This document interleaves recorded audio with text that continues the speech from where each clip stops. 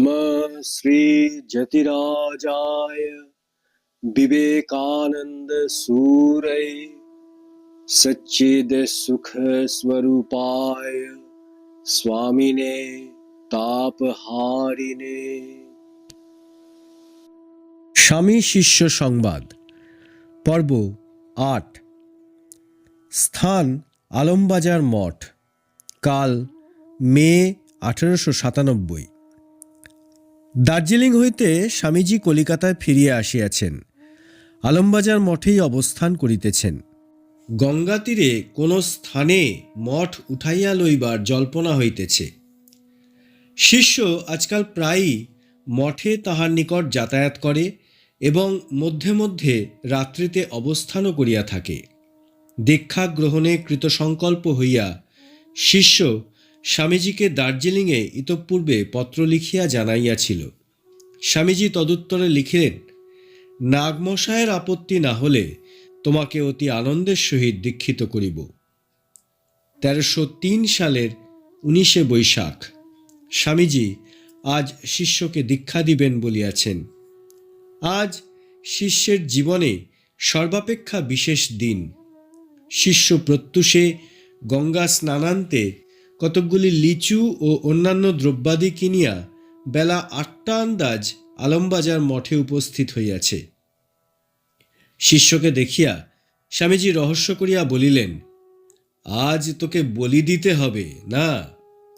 স্বামীজি শিষ্যকে ওই কথা বলিয়া আবার হাস্যমুখে সকলের সঙ্গে আমেরিকার নানা প্রসঙ্গ করিতে লাগিলেন।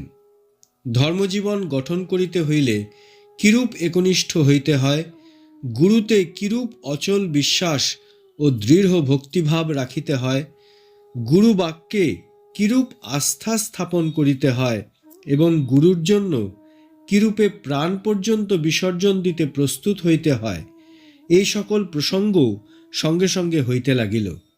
অনন্তর তিনি শিষ্যকে কতকগুলি প্রশ্ন করিয়া তাহার হৃদয় পরীক্ষা করিতে লাগিলেন। আমি তোকে যখন যে কাজ করতে বলবো তখনই তা যথাসাধ্য করবি তো?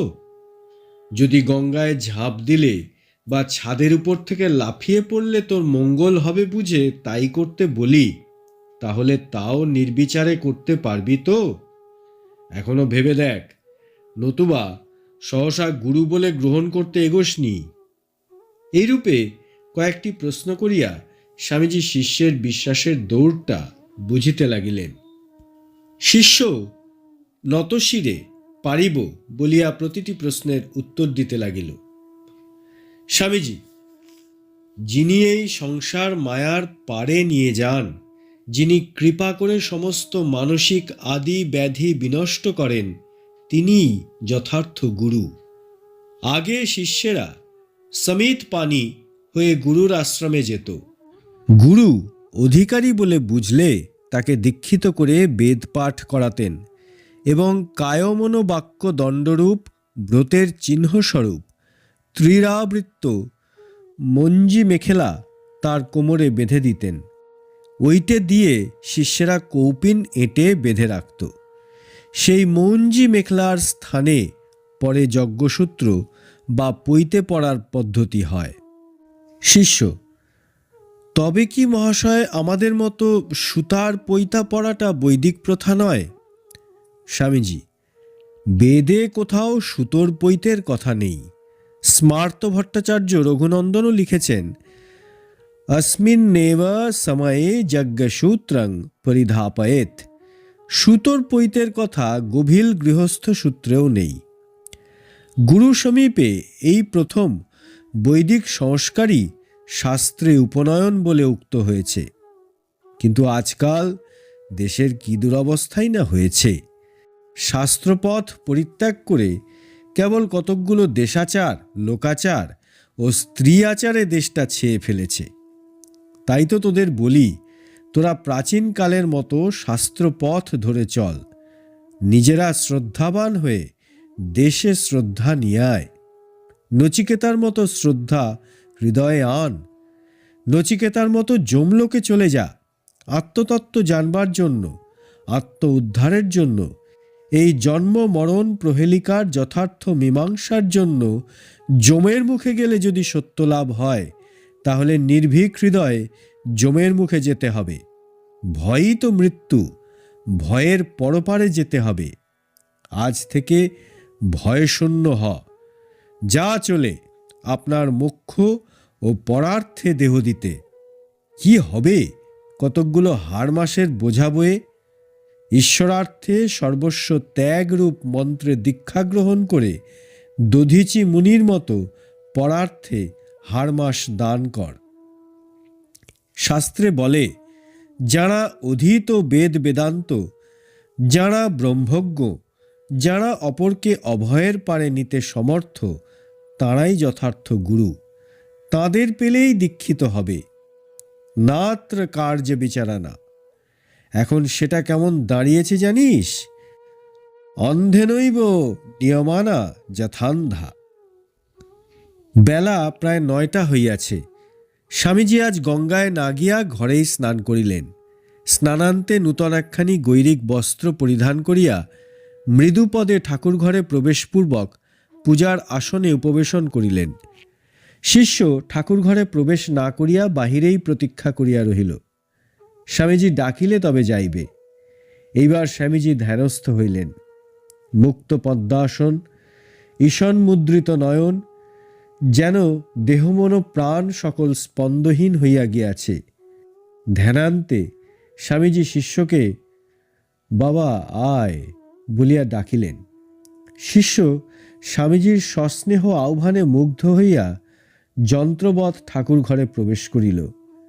ঠাকুর ঘরে প্রবেশ মাত্র স্বামীজি শিষ্যকে বলিলেন, দোরে খিল দে। সেইরূপ করা হইলে বলিলেন, স্থির হয়ে আমার বাম পাশে বস। স্বামীজির আজ্ঞা শিরোধার্য করিয়া শিষ্য আসনে উপবেশন করিল। তাহার হৃৎপিণ্ড তখন কি এক অনির্বচনীয় অপূর্ব ভাবে দূর দূর করিয়া কাঁপিতে লাগিল। অনন্তর স্বামীজি তাহার পদ্মহস্ত শিষ্যের মস্তকে স্থাপন করিয়া শিষ্যকে কয়েকটি গুহ্য কথা জিজ্ঞাসা করিলেন এবং শিষ্য ওই বিষয়ের যথাসাধ্য উত্তর দিলে পর মহাবীজ মন্ত্র তাহার কর্ণমূলে 3 বার উচ্চারণ করিলেন এবং পরে শিষ্যকে 3 বার উহা উচ্চারণ করিতে বলিলেন।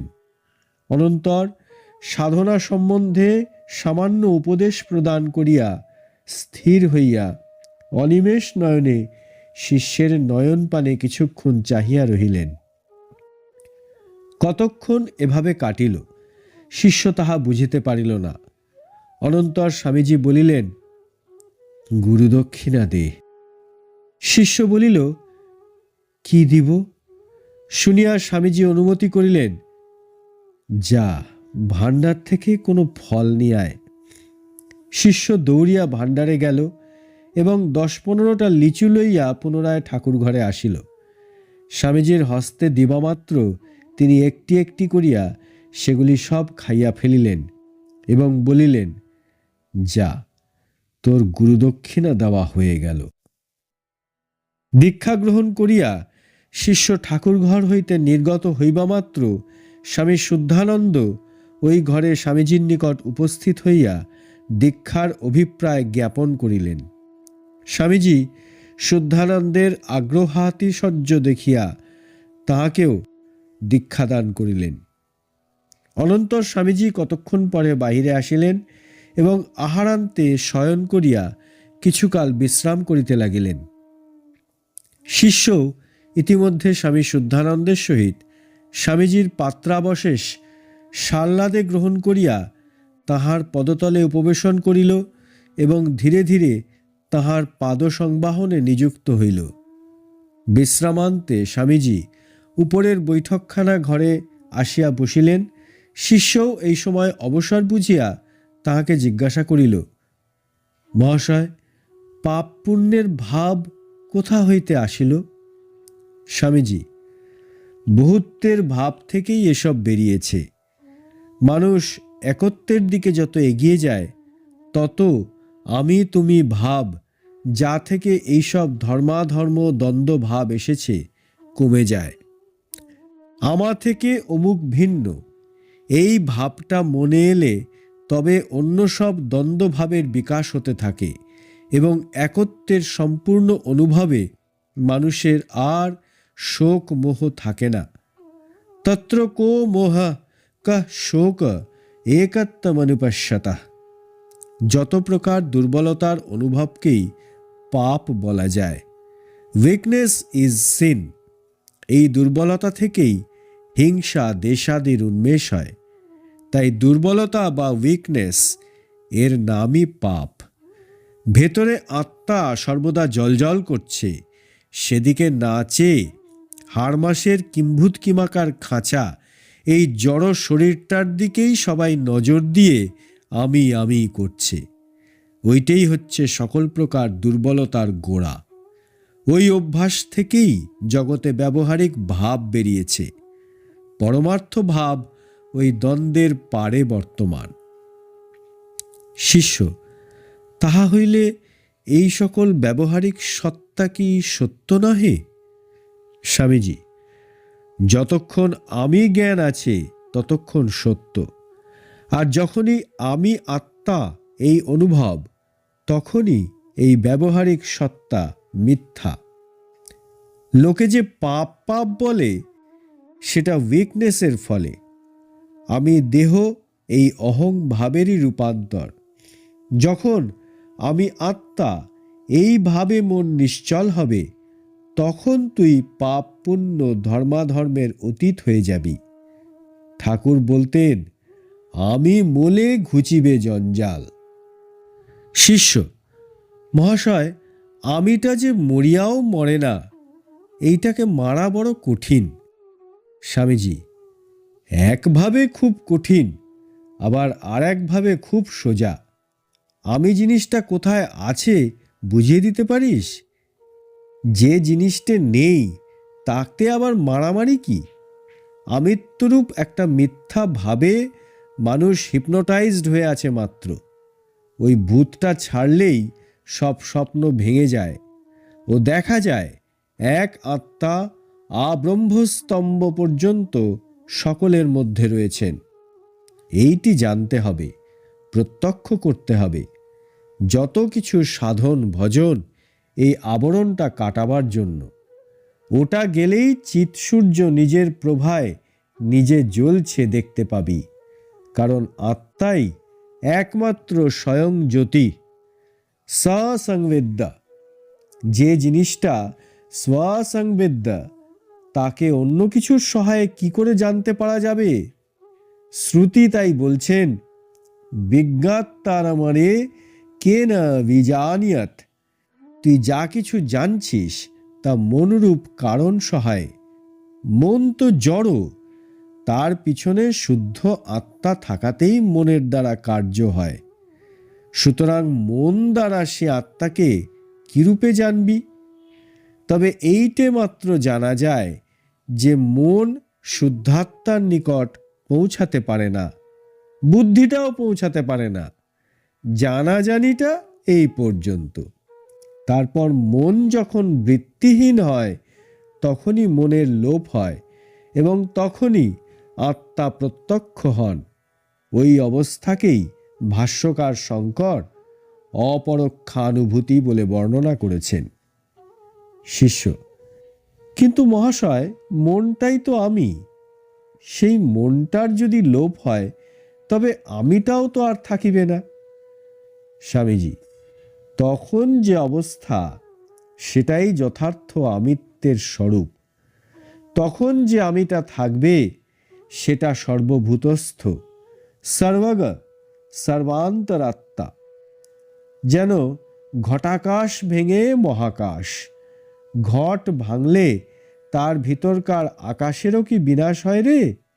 যে ক্ষুদ্র আমিটাকে তুই দেহবদ্ধ মনে করেছিলি, সেইটাই ছড়িয়ে এই রূপে সর্বগত আমিত্ব বা আত্মারূপে প্রত্যক্ষ হয়। অতএব মনটা রইল বা গেল, তাতে যথার্থ আমি বা আত্মার কি? যা বলছি তা কালে প্রত্যক্ষ হবে। কালেন আত্মনি বিন্দতি। শ্রবণ মনন করতে করতে কালে এই কথা ধারণা হবে আর মনের পারে চলে যাবি। তখন আর এ প্রশ্ন করবার অবসর থাকবে না। শিষ্য শুনিয়া স্থির হইয়া বসিয়া রহিল।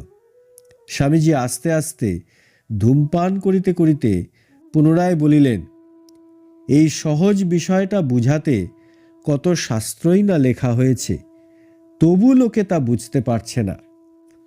আপাত মধুর কয়েকটা রূপার চাকতি আর মেয়ে মানুষের ক্ষণভঙ্গুর রূপ নিয়ে দুর্লভ মানুষ জন্মটা কেমন কাটিয়ে দিচ্ছে। মহামায়ার আশ্চর্য প্রভাব। মা, মা। ওম নিত্য শুদ্ধ বুদ্ধ মুক্ত বেদান্তম্বুজ ভাস্করম নমামি যোগকর্তারম আর্তনাথং বীরেশ্বরম।